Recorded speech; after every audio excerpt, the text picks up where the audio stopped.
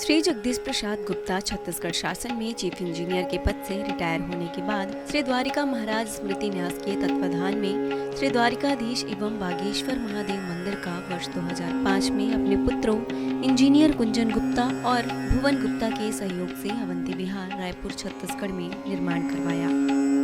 श्रीमद् भागवत कथा, राम कथा, गीता तत्व, वेदांत आदियों के तात्पर्य को व्यासपीठ से कहने के कारण इन्हें शब्दों द्वारा आचार्य श्री जगदीश भी कहा जाता है। अपना संपूर्ण जीवन परमात्मा की सेवा में दे दिया। आपने परमात्मा भगवान श्री द्वारिकाधीश के दिव्य गुणों और कर्मों को लेकर अभी तक 15 ग्रंथों की रचना की है। इन सभी ग्रंथों को भारतवर्ष के जगत गुरु और महापुरुष संतों के द्वारा आशीर्वाद प्राप्त हुआ है। इनमें से श्वेता स्वरूप उपनिषद, श्री राम कथा अमृत से अनमोल, मुंडक उपनिषद, कथा उपनिषद, सरलतम बोध, इन पुस्तकों पर उनके सारे प्रवचन यूट्यूब पर अपलोड कर दिए गए हैं। किताबों का नाम डालकर लिंक ओपन करके आप उसका आनंद उठा सकते हैं।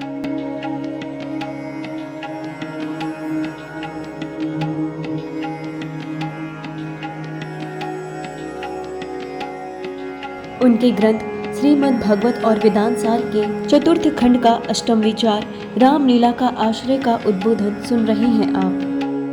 हरि ओम।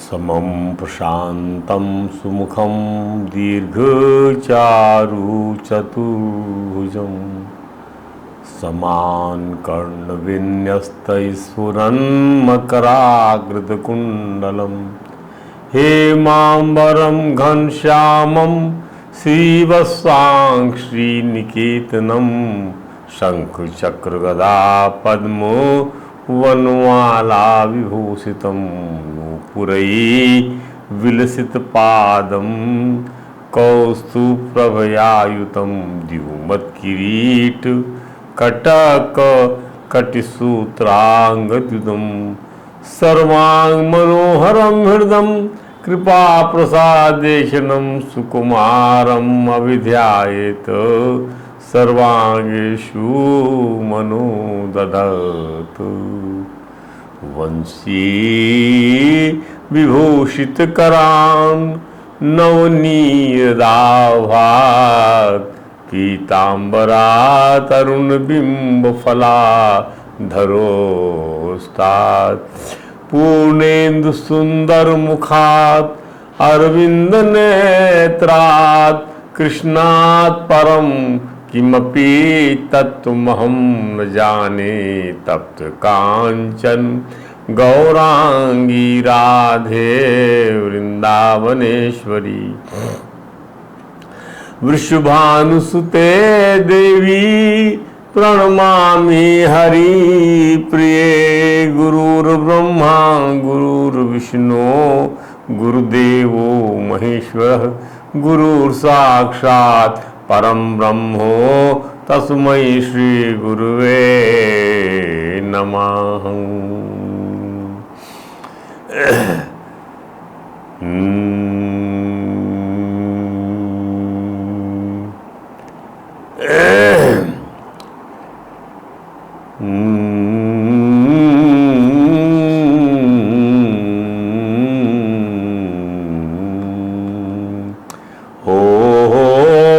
हम पपीहा पी पे रटा करेंगे,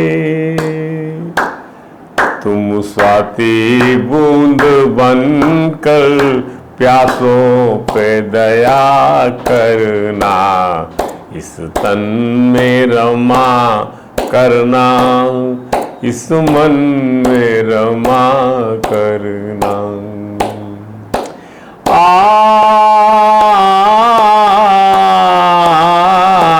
हम मोर बन के मोहन नाचा करेंगे वन में, हम मोर बन के मोहन नाचा करेंगे वन में, तुम श्याम घटा बनकर उस वन में उठा करना, इस तन में रमा करना, इस मन में रमा करना।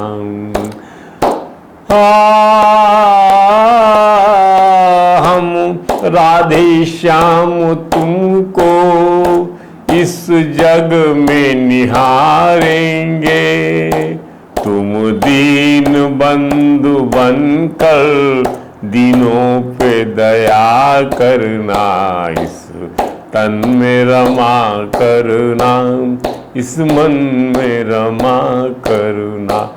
वैकुंठ तो यही है, इसमें ही बसा करना, इस तन में रमा करना, इस मन में रमा करना। हरे राम राम राम हरे हरे, हरे कृष्ण कृष्ण कृष्ण हरे हरे। बोलिए परात्पर परब्रह्म त्रिलोकीनाथ भक्त वांछा कल्पतरु भक्त वत्सल कृपण वत्सल शरणागत वत्सल भगवान श्री द्वारकाधीश महाराज की जय। भगवान श्री बांकी बिहारी लाल की जय। भगवान श्री राज बिहारी लाल की जय। भगवान श्री राधा दामोदर नाथ की जय। श्री सद्गुरु भगवान की जय। समस्त गुरु भगवान की जय। श्री चैतन्य महाप्रभु जी महाराज की जय। देवर्षि नारद जी महाराज की जय। भगवान श्री व्यास जी महाराज की जय। परम भागवत भगवान श्री सुखदेव जी महाराज की जय। जय श्री राधे, जय जय श्री श्याम। आइए शुद्ध भागवत वेदांत सार खंड 4 और जो है उसके अष्टम विचार पर हमने रास लीला को आश्रय तत्व बना दिया है। रास लीला संवेत रूप से आश्रय तत्व का प्रतिपादन करने वाली ब्रह्म की लीला है। सगुण साकार सविशेष ब्रह्म की लीला है। ध्यान दीजिएगा। भगवान जो है रास लीला के बीच में जब गोपांगनाओं ने महसूस किया कि उनके शरीर का कोई संसार में भाग्यशाली नहीं जो त्रिभुवनपति के साथ खेल रहा है, रास लीला कर रहा है, वे जो है उनके पीछे पीछे दौड़ रहे हैं, नाच रहे हैं, गा रहे हैं, तो तासाम सौभग मदम वीक्षमानम चकेशवाहा तत्र पसा माय प्रसादाय तत्रैव अंतर्धियत। भगवान वहां से अंतर ध्यान हो। यहां तक हमने समझ लिया, सुन लिया था। अब देखिए, श्री कृष्ण आदि नारायण है, धर्म के मर्मज्ञ हैं, चित्तचोर है, सच्चिदानंद है। भगवान को यह भी प्रीतिकर लगा कि नित्य रजन्मा भगवान को अपनी आत्मा जानकर उनसे प्रेम करने का इन गोपांगनाओं को मर्म पता है। अच्छा लगा भगवान को, क्योंकि पति पुत्र आदि शरीर के जीते रहने पर ही है। तो वो कहती है भगवान से, कुर्वंती रतिम कुशला स्म त्वयि ईशे स्वात्मन। आपको अपना आत्मा जान के लोग आपसे प्रेम करते। नित्य प्रिय पति सुताप्त पति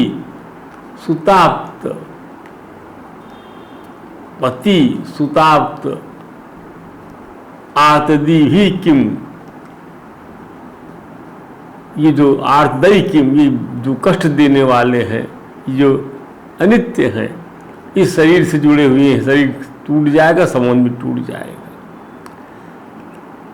पर उसके बाद जो बचा रहता है वही प्रेम करने योग्य है।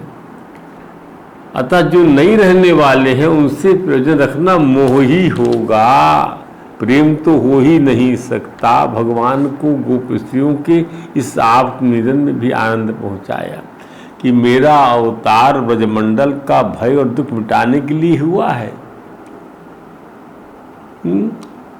और गोप स्त्रियां स्वयं को दुखनी बताकर उनसे एकाकार होना चाहती हैं। बस उनके एकाकार होने की इस कामना को उस परमात्मा ने, जिनकी श्वासें वेद जैसे ग्रंथ हैं ने गोपियों के साथ एकाकार होने की रासलीला प्रारंभ कर दिया और योग माया के द्वारा उन सभी गोपियों का जो हाल में अपने संसार में थी वैसे ही मिलने के लिए बुला लिया।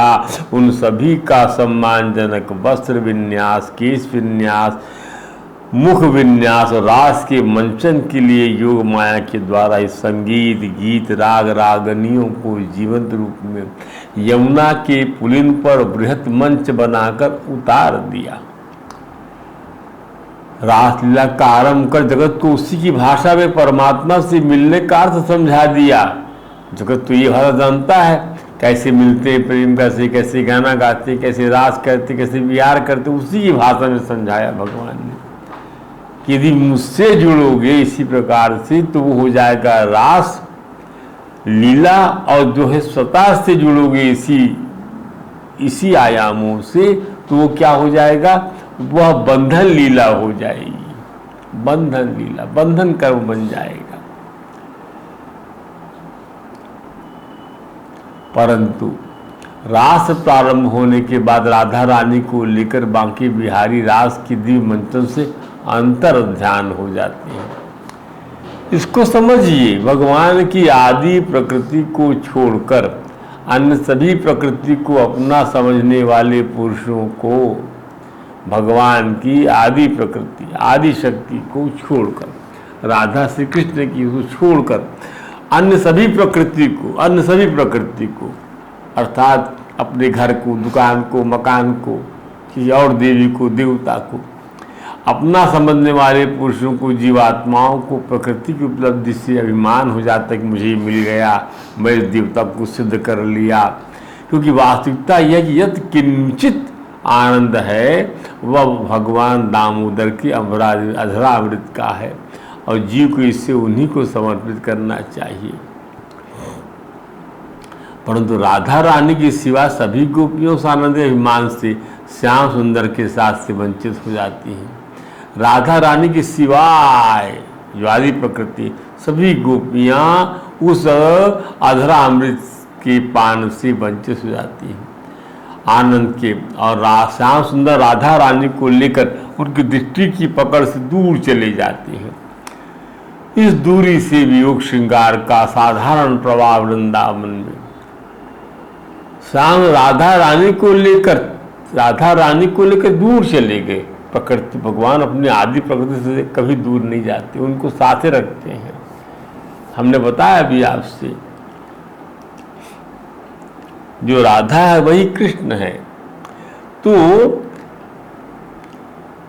इस दूरी से जो वियोग श्रृंगार का असाधारण प्रभाव, दिव्य प्रभाव, अलौकिक प्रभाव वृंदावन में यमुना की पुण्य पर देखने मिलता है। बांके बिहारी जी का अंतर्धान हो जाना, उनका गोपांगनाओं से दूर हो जाना, उन सभी जीवात्माओं को इतना व्याकुल कर देता है जैसे कि हमारे ही प्राण निकल गए हैं, हमारी ही आत्मा निकल गई है, और उसकी पीड़ा श्री कृष्ण के वियोग में बिना मणि के सर्प जैसी हो जाती है। जैसे सांप बिना मणि के तड़पता है, वैसी गोपियाँ भगवान श्याम सुंदर की विरह में तड़पने लगती हैं। उनकी व्याकुलता बिना जल के मछली सली की हो जाती है। जागतिक उपमाओं से, संसार की उपमाओं से इस वियोग को कुछ ऐसा समझा जा सकता है कि बांके बिहारी से प्यार भरा, प्यार हुआ और प्यार के आनंद में जब हृदय भीग रहा हो तब हमारा प्रीतम साथ में हमारी प्यारी प्रियाजू, इन दोनों के ही मिलने का आनंद किन्हीं कारणों छिन जाए तो सभी जीवात्माओं को जो मना दशा होती है, तो उसी का वर्णन प्रास पंचाध्यायी के इस अध्याय में मिलता है। ध्यान दीजिए। तो जगत गुरु कृपालु जी महाराज ने इस मनोदशा को कुछ ऐसा समझाया है कि जब राधा कृष्ण चले गए तो गोपियों ने रोना धोना शुरू कर दिया। वो रोना धोना कैसा था, क्या था, इसे न तो कोई बोल सकता है, न कोई सुन सकता है और न कोई समझ सकता है। कहते हैं कि भगवान के वियोग का दुख केवल योग माया की शक्ति से ही सहन कर सकते हैं। आप आपकी अपनी शक्ति से आप सहन नहीं कर सकते। अरे आप संसार का अपना दुख सहन नहीं कर सकते तो भगवान से बिछड़ने का दुख क्या सहन कर पाएंगे बिना योग माया के।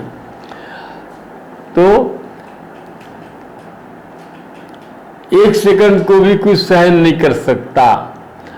हमें भूलना नहीं चाहिए कि गोपियों ने श्याम सुंदर की बांसुरी सुनी तो वे किसी के रोके रुक नहीं पाई और इस चमड़े के शरीर को छोड़ दिया, पति के लिए मुर्दा और चली गई।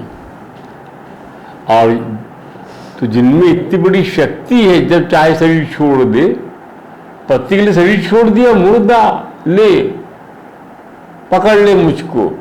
तो श्याम सुंदर के वियोग को सहन करती बावरी बनी गोपियां एक एक वृक्ष से, एक एक पक्षी से, एक एक पशु से, पृथ्वी के हर एक से पूछती फिरती हैं कि श्याम सुंदर कहीं इधर तो नहीं आए थे। हमें समझना है कि श्री कृष्ण के अंतर ध्यान होने जैसे राघव रमणियों की मनोदशा को भागवतकार परमहंस श्री सुखदेव जी महाराज द्वारा जैसा निरूपित किया गया, उसे गोपियों जैसा मन बनाए बिना नहीं समझा जा सकता, नहीं समझा जा सकता। हम तो रोज समझने का प्रयत्न करते हैं, लेकिन और उस मन को बनाने का प्रयत्न करते हैं, पर लगता है नहीं, अभी कुछ और बाकी है, लगता है कुछ और बाकी है। तो गोपाल जैसा मन गोपांगनाओं का हुआ, और गोपांगनाओं जैसा मन हमारा कैसे बने, इसकी ध्यान दीजिए। गोपांगनाओं जैसा मन हमारा कैसा बने, यही हमारा लक्ष्य होना चाहिए। इसकी विवेचना ही हमें श्री कृष्ण के अन्वेषण में मदद करेगी। गोपांगनाओं के अंतःकरण झांकना होगा। उनके अंतःकरण श्री कृष्ण अपने प्रणय दान के सब स्तर अवतरित करते हैं और उसके उपरांत अंतर ध्यान हो जाते हैं। सब स्तर ज्ञान इंद्रियों की वृत्तियां कृष्णाकार हो जाती हैं, कर्णेंद्रियां उनका अनुकरण करने लगती हैं। ध्यान दीजिए, कर्णेंद्री क्या है? कर्णेंद्री जो है क्या है? ज्ञानेंद्री जो है, दोनों आंखें ज्ञानेंद्रियां हैं, कर्णेंद्री भी ज्ञानेंद्री है। और मन तो उनका कृष्णाकार था ही गोपियों का। मन श्री श्याम सुंदर में अटल हो गया और बुद्धि श्याममयी बन गई।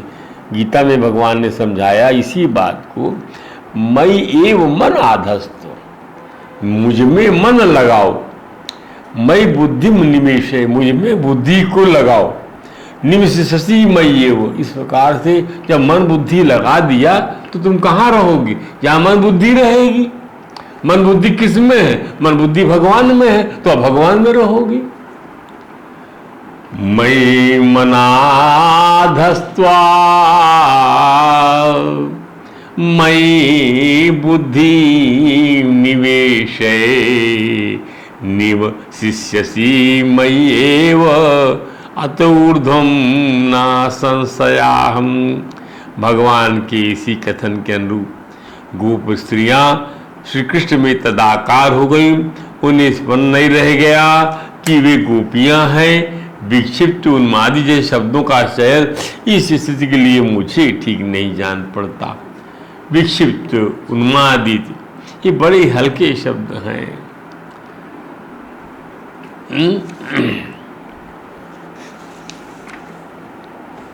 इसका तो वर्णन किया है योगेश्वर ने किया, जो हमने भागवत के एकादश स्कंद देखा। क्या एवं व्रतः स्वप्रिय नाम कीर्त्या जातानुरागो दुत चित्त उच्चैः कचित् रौति रोदति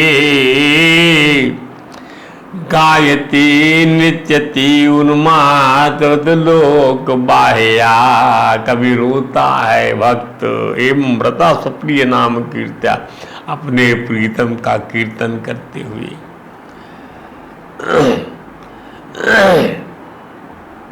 कभी नाचता है, कभी गाता है, कभी रोता है, और कोई शब्द नहीं लगाया वहां पर योगेश्वर ने। योगेश्वर कवि ने वहां कोई शब्द लगाया नहीं। ध्यान दीजिए।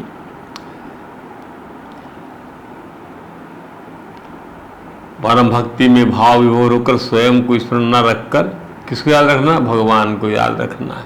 यही भाव है और इसी से विभोर होकर विरह की व्याकुलता में गोप स्त्रियां सब में रमण करने वाले श्री श्याम सुंदर को ढूंढने की भक्ति कर रही हैं। यो मां पश्यति सर्वत्र सर्वं च मयि पश्यति तस्याहं न प्रणश्यामि स च न मे प्रणश्यति। सब में मैं हूँ, मुझ में सबको देखता है।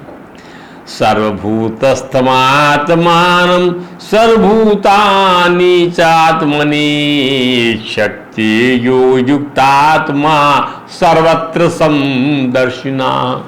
ये योग हो गया। श्री श्याम सुंदर का अन्वेषण ही तो प्रेम है। क्या है प्रेम? भगवान की खोज करना प्रेम है।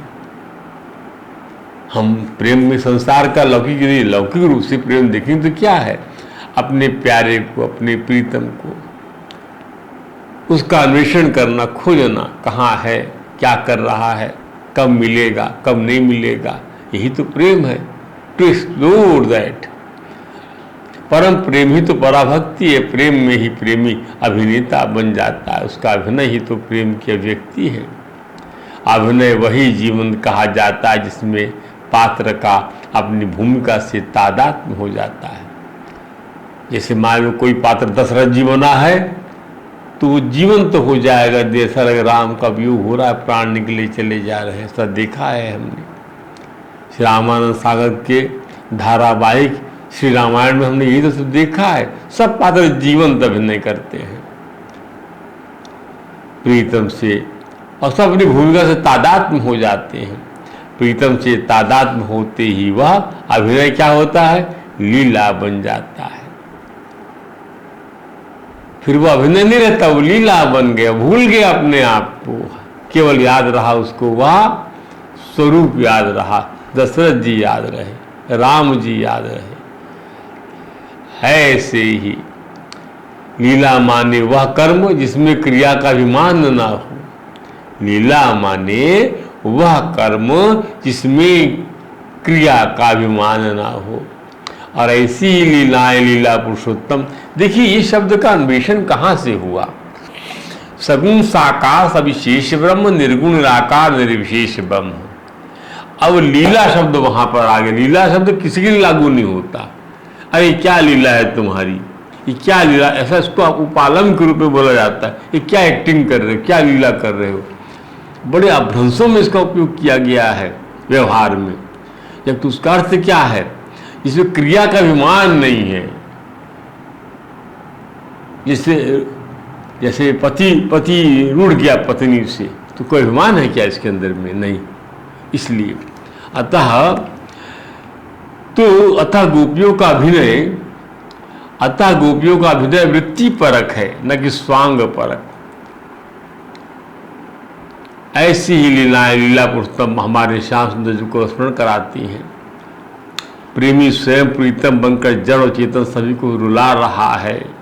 सभी प्राणी श्री कृष्ण के लिए विलाप कर रहे हैं।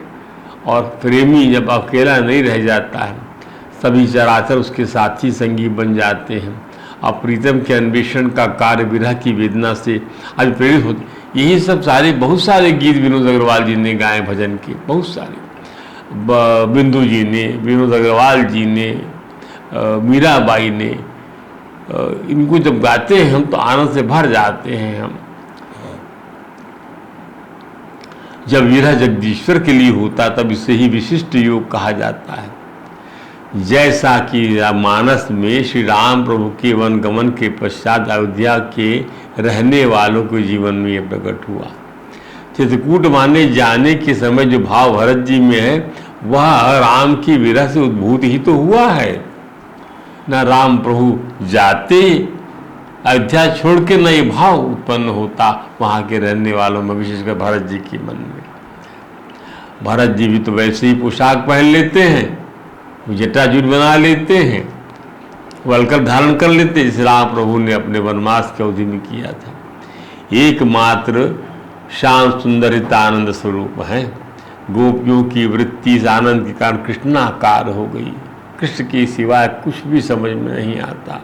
इसलिए वे तो हृदय के भीतर तो अपने प्रीतम के संयोग का अनुभव करते, भीतर में हृदय में तो संयोग से मिले हुए हैं, वास्तव परमात्मा मिला हुआ तो है ही। ये अनुभव तो हमेशा आपको होना ही चाहिए। नारायण का स्वरूप ही ऐसा है। श्रीमद् भागवत में कहा गया क्या, अंडेषु पेशिषु तरुषु विनिश्चितेषु प्राणम हि जीवो उपधावति तत्र तत्र, प्राणो हि जीवम उपधावति तत्र तत्र, नात्मा जजान न मरिष्यति न एधते न क्षीयते समन्विता, शश्वत अनपाये उपलब्धि मात्रम, यथा प्राणे इंद्रियेन बलम विकल्पितम सत। यहाँ छू तो प्राण, यहाँ छू तो प्राण, यहाँ हर जगह प्राण ही प्राण तो है, हमको मिला हुआ है परमात्मा। शाश्वत पायन पाय शाश्वत सर्वत्र शाश्वत अनपाई उपलब्धि मात्रम, कहीं पाने नहीं जाना है उसको, तो फिर मिलता क्यों नहीं? तब मिलेगा जब यही अब्जनाव चरण ऐशनयोर भक्त्या, वही प्रेम, प्रेम करो भगवान से, उनके चरणों से प्रेम करो। यही अब्जनाव माने जो जिनकी नाभि से कमल निकला हो उसका अब्जनाव कहते हैं। यही अब्जनाव चरणैषणयोर भक्त्या, चेतो मलानी विधमेद गुण कर्म जानी। ये जो गुणों के फलस्वरूप कर्म का मैल जम जाता है, जब इससे चित्त शुद्ध हो जाएगा, तस्मिन उपलब्धता विशुद्ध आत्म तत्व, उसी में विशुद्ध आत्म तत्व उपलब्ध होगा। यथा अमल दिशो सवित्री प्रकाशा, जैसे आपके नेत्र में विकार ना हो तभी आपको सूर्य का प्रकाश दिखाई पड़ेगा। तो इसको समझिए। तो शाम सूजक पता पूछ रही है, वृंदावन के पत्ते पत्ते से, फूल फूल से, वृक्ष वृक्ष से उनके प्रीतम प्रभु को उन्होंने देखा है क्या? वियोग के कारण गोप्रमणियों में यह बावलापन व्याप्ता है कि वृक्ष लताएं। देखिए सभी प्राणी इसी विरह का मतलब क्या, हृदय में प्रभु का वास है, मन उनकी स्मृतियां हैं। अब क्या है, समांगे सन्निकर्षण सानिध्य चाहना, मिल जाए। फोटो से आनंद कहाँ तक मिलेगा, ऐसा सोचती हैं वो लोग। तो क्या पूछती है लताओं से, कश्यांचित स्वभुजम न्यस्य चरंती आपराननु, कृष्णो अहम पश्यतागतीम ललिताम तत्मनाहं। एक गोपी अपने को श्री कृष्ण समझकर दूसरी सखी गले में हाथ बांह डालकर चलती हुई श्री कृष्ण में तद्रुप हुई दूसरी गोप्रमणियों से कहती, सखियों मैं कृष्ण, कृष्णो अहम ब्रह्मास्मि, कृष्ण हूं मैं, मेरी गति देखो, मेरी चाल देखो, कृष्णो हम सो हम, यही तो ब्रह्म सूत्र है। हम इस सूत्र को पकड़ना नहीं चाहे, धारण कर लेना है और श्री कृष्ण की समस्त लीलाओं का श्रवण मनन कथन और मंथन करते हुए, ब्रह्मांड के कण कण में उनका दर्शन करते हुए हृदय के आनंद को बाहर पकड़कर जीवन को कृतकृत करना है, यही परम पुरुषार्थ होगा।